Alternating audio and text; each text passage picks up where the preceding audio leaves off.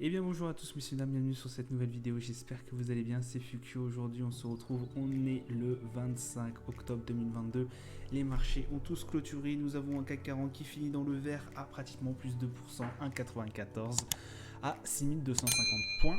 Le Dow Jones plus 1,07, le Nasdaq plus 2,25, le DAX plus 0,94, le FTSE 100 moins 0,01, le Nikkei 225 plus 1 plus 1,02, pardon, le pétrole Brent 91,23 $, le 11 d'or 1663,80 $, l'euro USD 0,9959, pratiquement la parité, on a bien monté, plus 0,86%, l'OAT français qui se dessert un peu, 2,70. Le 10 ans US, pareil, ça respire un peu au niveau des taux obligataires, 4,11 pardon. Aujourd'hui, donc du coup, on a eu une détente au niveau, comme vous pouvez le voir, des obligations, que ce soit au niveau français, US, mais aussi au niveau de la Grande-Bretagne, effectivement, qui a élu récemment son Premier ministre. Je n'ai plus son nom, donc voilà, ça a été assez bien accueilli. Il a fait son première petite conférence. Et voilà, qu'il avait forcément dit qu'il y avait énormément de travail à faire. Bon, ça a été quand même assez bien pris par les marchés de vite retrouver un nouveau Premier ministre, même si bien évidemment ça reste assez compliqué pour la Grande-Bretagne. Autre sujet, nous avons notamment Wall Street qui a forcément très bien réagi à l'annonce de la plus forte dégradation des prix de maisons depuis 2009. Vous savez que depuis le relèvement de la Fed sur les taux, ça amène plusieurs contraintes au niveau de l'immobilier. Si une personne voudrait emprunter à la banque, maintenant il devrait forcément avoir soit emprunter sur plus long terme, soit aussi emprunter avec un apport financier plus conséquent, effectivement, puisque nous avons aussi du coup c'est répercuté sur la clientèle, et donc les clients forcément payent plus cher, donc ça dégrade un peu, payent plus cher les prêts. Ça, voilà, c'est une économie basique, ça je peux rien faire pour vous si vous comprenez pas ce que je vous dis. C'est voilà, donc du coup ça dégrade forcément le prix des maisons. C'est un peu logique. Donc de ce fait, voilà, très bien réagi. Effectivement, on voit que le marché avait très bien anticipé ça.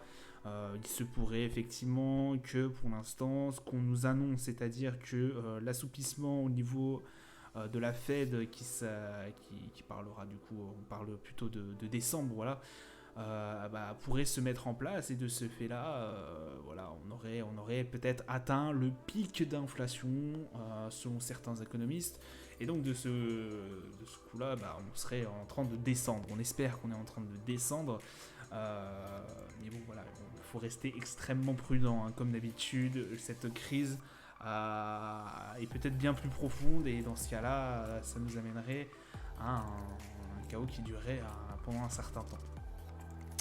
Mais voilà, il faut se contenter de ce qu'on a. On est quand même à 6250 points, on respire un peu.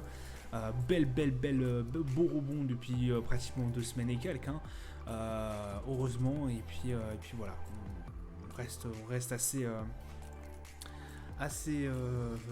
confiant sur les marchés, je vous avoue. Et puis en espérant que 2022, puisqu'on s'approche fortement de la fin de que 2023, pardon, parce qu'on s'approche forcément de la fin de 2022, que 2023 soit de meilleur, mieux, voilà.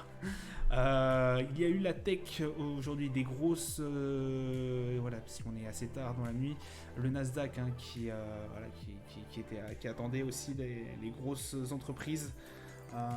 Big Data, je n'ai pas eu pour l'instant les retours, je vous dirai ça plutôt demain, mais je pense qu'ils sont assez bons, puisque pour l'instant je vous avoue que les résultats des entreprises ont été assez bons dans l'ensemble pour les investisseurs. Donc voilà. En parlant de retour sur les investisseurs, en parlant de valeur, on va s'intéresser à Rémy Cointreau, qui quand même cédé 4,6%.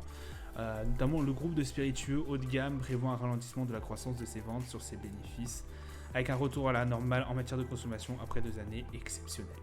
Hors indice phare, Interparfums bondit de 11,3%. On a des prix de l'énergie qui se sont envolés, particulièrement bien gérés, notamment grâce à Air Liquide. Bon voilà. Voilà, ça reste assez compliqué quand même. Qui s'en sort, Air Liquide qui s'en sort mieux d'ailleurs. L'action du groupe de gaz industriel a grimpé de 6%. Voilà, loin d'être en tête du CAC 40. L'activité a progressé de 8,3%, des données comparables, c'est-à-dire hors effet de charge de périmètre. C'est surtout dans le contexte actuel, effectivement, comme je vous l'ai dit, des prix de l'énergie qui se sont envolés. Du niveau du calendrier d'annonces économiques, aujourd'hui, on a eu le climat des affaires IFO qui était à 84,3. On attendait ça à 83,3. Donc un climat qui remonte un peu quand même. Tant mieux puisque ça a été assez bien pris par les Allemands, je vous avoue. Bon, ça a été quand même une grosse frayeur. Voilà, au niveau de février, je viens de voir ça. On était à 75,6. Bon, là, on a fait une belle dégringolade aussi. Mais voilà, 83,3. Là, on est à 84,3. C'est un peu mieux de ce qu'on pensait. On a juste eu une toute petite baisse par rapport à la valeur précédente. Ça reste assez intéressant quand même. Voilà, donc bon, au niveau allemand, ça commence à tenir peut-être.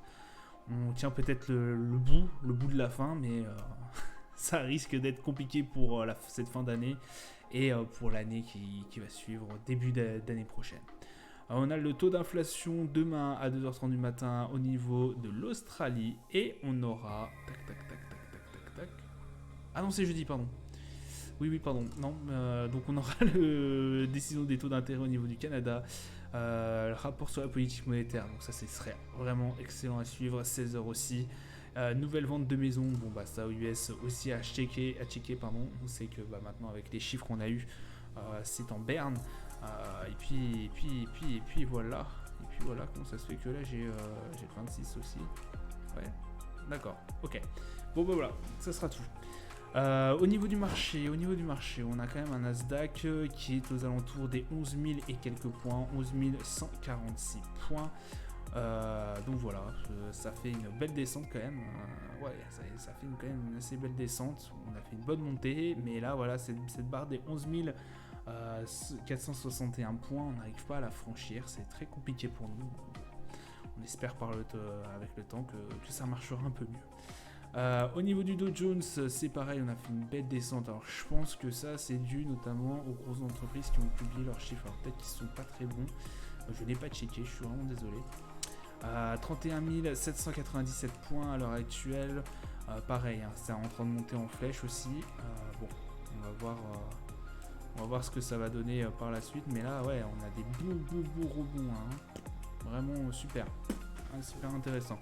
Le S&P, on reste quand même toujours très prudent. Pareil, le S&P qui a bien monté, qui est en pleine forme. Donc voilà, à voir ce que ça a donné. 3829 points.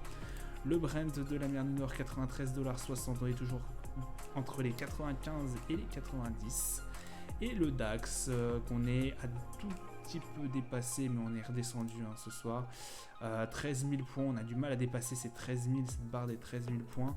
On voit qu'on la dépasse et puis tout de suite après, on retape dessus. Là, ça a été pareil, on a pratiquement essayé de travailler là-dessus.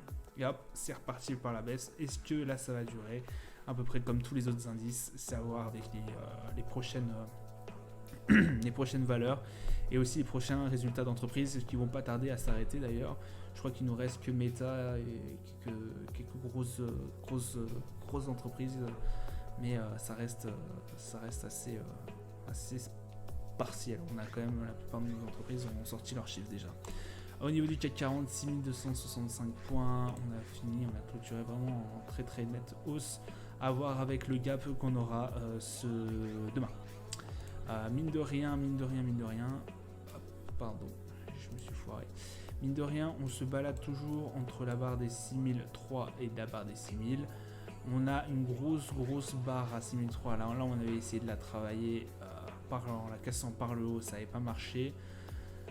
À voir si ça va pas faire la même chose là, mais bon, on espère quand même que ça va continuer, que ça va casser par le haut. Si c'est le cas, on pourrait retaper la barre des 6005 points. Ça pourrait être intéressant d'aller la travailler un peu, 6005. Mais ça reste quand même assez compliqué et complexe. Voilà. En tout cas, pour juger à l'heure actuelle, on serait capable de taper les 6005. Voilà, ça sera tout pour moi pour aujourd'hui. Je vous souhaite une agréable soirée, une bonne journée à vous. Ciao, ciao.